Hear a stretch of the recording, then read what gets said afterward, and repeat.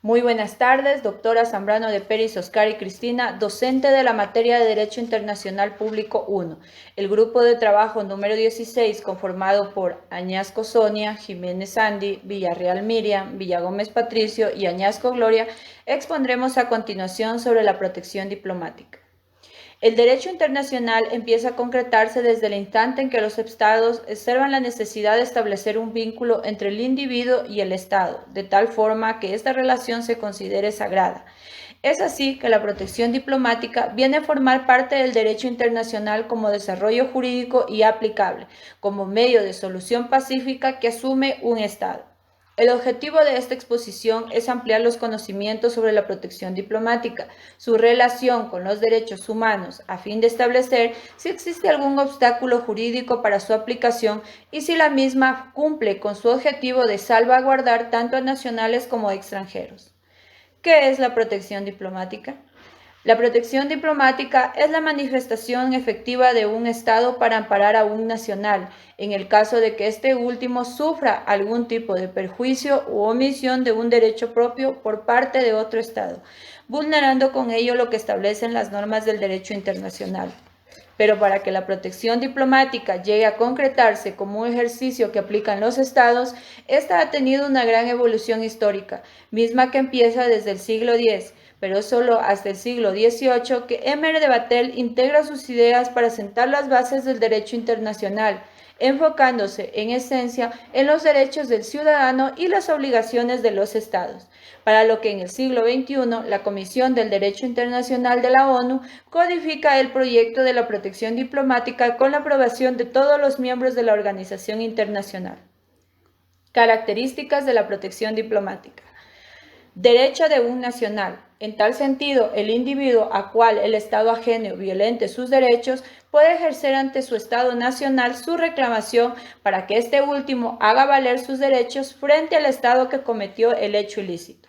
Plena facultad, siempre y cuando ésta sea para defender casos de vulneración u omisión de un derecho, aunque éste se trate de un derecho discrecional, pero como contrapartida a esta facultad, obliga al otro Estado a aceptar dichos reclamos del Estado que asume la protección diplomática. Se ejerce mediante la diplomacia o la solución pacífica. Esto quiere decir que un Estado puede escoger los medios idóneos como negociación, conciliación, el arbitraje, la mediación, entre otros. La protección diplomática y los derechos humanos son los principios que rigen a la protección diplomática y tienen que ver principalmente con los derechos humanos.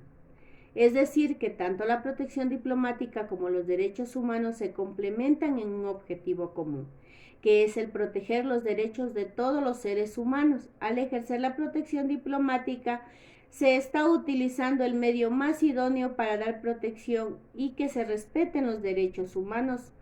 En tal virtud, se puede afirmar que, mientras el Estado siga siendo el principal protagonista de las relaciones internacionales y por ende hagan suya las reclamaciones de transgresión de los derechos de sus nacionales, seguirá siendo el recurso más eficaz para la promoción de los derechos humanos. Así también podemos mencionar que es un derecho subjetivo del Estado, siendo un principio elemental del derecho internacional el que autoriza al Estado a proteger a sus ciudadanos por actos contrarios al derecho internacional cometidos por otro Estado.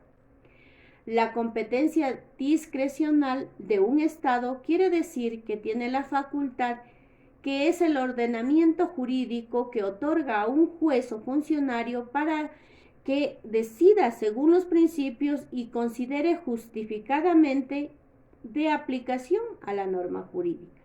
En el siglo pasado, los estados en la práctica de la discrecionalidad adoptan un carácter absoluto en el sentido de ejercer o no la protección diplomática y asumir la reparación de la misma. En el derecho lesionado del individuo subrayente se reconoce derechos sustantivos a la persona humana, como es la inversión extranjera, recientemente en otros campos como es el del derecho consular y los sistemas regionales de integración. Un trascendental aspecto es el reconocimiento de los derechos procedimentales. de los individuos en el marco del derecho internacional particular, dando así a los seres humanos los medios para defender lo que por derecho nos corresponde, como es la inviolabilidad de los derechos humanos. Así también puedo decir que la jurisprudencia internacional es el derecho internacional clásico. Destaca en muchas ocasiones las características de la naturaleza jurídica, de la protección diplomática en el sentido que su ejercicio es un derecho propio de un Estado. Esta característica ha sido señalada por la jurisprudencia. La nacionalidad como un requisito. El tema de la nacionalidad a lo largo de la historia tiene una importante trayectoria. La nacionalidad como un requisito. En caso de ser necesario, el Estado puede interponer su protección cumpliendo ciertos requisitos, o de lo contrario, este proceso lo puede rechazar por no cumplir por lo dispuesto por la ley. El Estado que dé protección diplomática a la persona que requiere esta ayuda debe ser de la misma nacionalidad de dicha institución, ya que entre ellas existe un nexo entre persona y Estado. Estos son regulados por el derecho interno e internacional privado. Esto causa consecuencias frente al derecho público. El derecho internacional reconoce ampliamente el principio de la independencia política de todos los estados. Esto es que en cada estado tiene la capacidad de ejercer con las excepciones que establece el ordenamiento jurídico internacional. La nacionalidad la obtienes cuando naces en dicho estado o cuando eres descendiente de padres de dicha nacionalidad. Los hijos reciben la misma nacionalidad que sus padres. Cualquiera de las dos formas es reconocida por la legislación. Existen ciertos casos que son más estrictos, que si el padre es de otra nacionalidad y el hijo nace en cierto estado. Esto determina que debe tener un tiempo de domicilio. Esto no es en todos los estados, como es el caso de Costa Rica. Allí puedes obtener la nacionalidad en cualquiera de las dos modalidades. No exige otro requisito. Esto se le denomina nacionalidad de origen. Los extranjeros que tengan una residencia en cierto estado se someterán en términos generales a las leyes de dicho lugar o serán sometidos a la jurisdicción de sus tribunales. En algunos casos se da que pueden obtener dos nacionalidades, existiendo la posibilidad de perder la nacionalidad al adquirir la otra, y en otros manteniendo su original nacionalidad.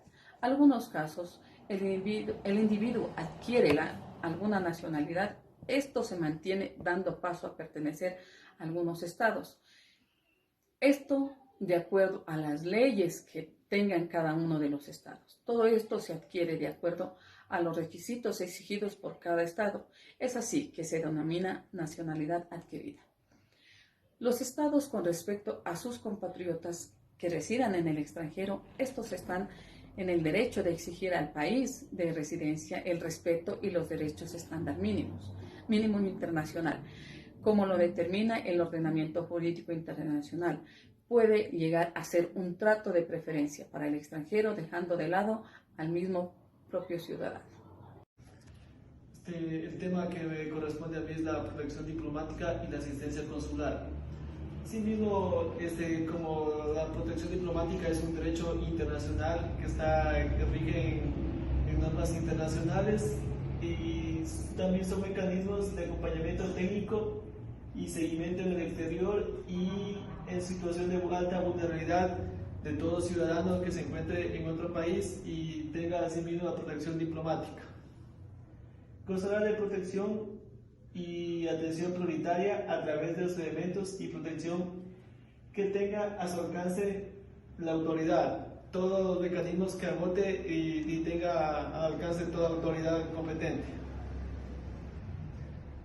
La asistencia consular. Si vamos basándonos a la asistencia consular, es un servicio que brinda a través de las misiones diplomáticas o oficinas consulares, conjuntamente con las coordinaciones zonales del Ministerio de Relaciones Exteriores y Movilidad a nivel nacional.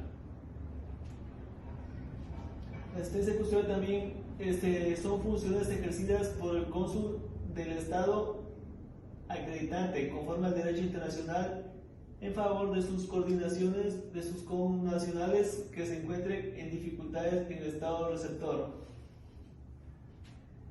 Las funciones consulares también tenemos que son de fomentar el desarrollo de relaciones comerciales, económicas, culturales y científicas entre el Estado que envía y el Estado receptor, asimismo como promover relaciones amistosas entre las mismas. El cumplimiento de actos diplomáticos por funcionarios consulares. Se podrá autorizar a un funcionario consular con el consentimiento del Estado receptor y sin que ello afecte a su estatus consular que se realice actos diplomáticos. Por último, tenemos la inviolabilidad de los locales consulares. El Estado receptor no podrá penetrar en la parte de locales consulares que se utiliza exclusivamente para el trabajo del oficial consular, salvo el consentimiento del jefe del oficial consular. Tal como nos dice, no hay cómo ingresar a ningún local consular, asimismo sin previo consentimiento del jefe de oficina consular. La cláusula Calvo tiene su origen en el ministro de Relaciones Exteriores del Uruguay, Carlos Calvo, que tuvo una formación académica en la República de Argentina. Esta cláusula tiene como principal finalidad buscar la igualdad entre los extranjeros y los nacionales que realizan cualquier tipo de contratos en los que tiene una intervención directa el Estado en el que se encuentran gestionando. Se llama así a esta estipulación de que una persona renuncia a la protección diplomática que se incorpora en los contratos entre un ciudadano o una corporación extranjera, en virtud de lo cual estos no pueden acudir a una reclamación o no pueden acudir a su gobierno para que estos ejerzan sus derechos contractuales ni formular ningún tipo de reclamación. Por otra parte, tiene como consecuencia que se ejecuta bajo las cláusulas o bajo la jurisdicción del lugar en el que se encuentren gestionando esto. Los estados en un momento determinado solían tomar a su cargo la defensa de los derechos contractuales de sus ciudadanos en el exterior cuando consideraban que obviamente ellos habían sido vulnerados y que sus reclamaciones no habían sido atendidas. Sin embargo, la cláusula Calvo, como lo notifica en la enciclopedia de la política del doctor Rodrigo Borja, la cláusula Calvo reúne o recusa todo este tipo de aseveraciones como tal. Por otro lado, dentro del esquema de protección diplomática existen muchos casos a lo largo de la historia, pero uno de los casos más importantes es el caso de la muerte de José Couso en Irak, que fue ocasionado por un marín de los Estados Unidos a consecuencia de su intervención como tal. Esta actividad fue aludida como un acto de guerra, sin embargo, obviamente se cumplieron una serie de protocolos para otorgar protección diplomática a este soldado y para ello se siguieron una serie de pasos como lo ratifica la doctrina, que obviamente se hayan determinado la vulneración de sus derechos, que no exista la seguridad jurídica para que pueda ejercer como tal y obviamente se parte de un informe que generan. En su momento, España negó la protección diplomática y en su momento, por su lado, presidente George Bush determinó que obviamente no se habían cumplido los protocolos para determinar el efecto de esto, pero al final del día fue otorgada el asilo y la protección diplomática. Como consecuencia o como conclusiones, nosotros podemos determinar que un Estado es libre de proteger o no diplomáticamente a una persona y los estados a su vez tienen la voluntad o la obligación de interrumpir esta protección diplomática cuando ellos consideren. El particular como tal o la persona interveniente no puede renunciar a la protección diplomática por ser un derecho del Estado, esto lo contemplamos en la cláusula Calvo, y el ejercicio de la protección diplomática es discrecional, es decir, que no existe una norma que obligue a un Estado a que esto se cumpla y en particular un Estado no está obligado a desistir de la decisión porque obviamente es algo soberano que cada Estado tiene para respetar dentro de su condición.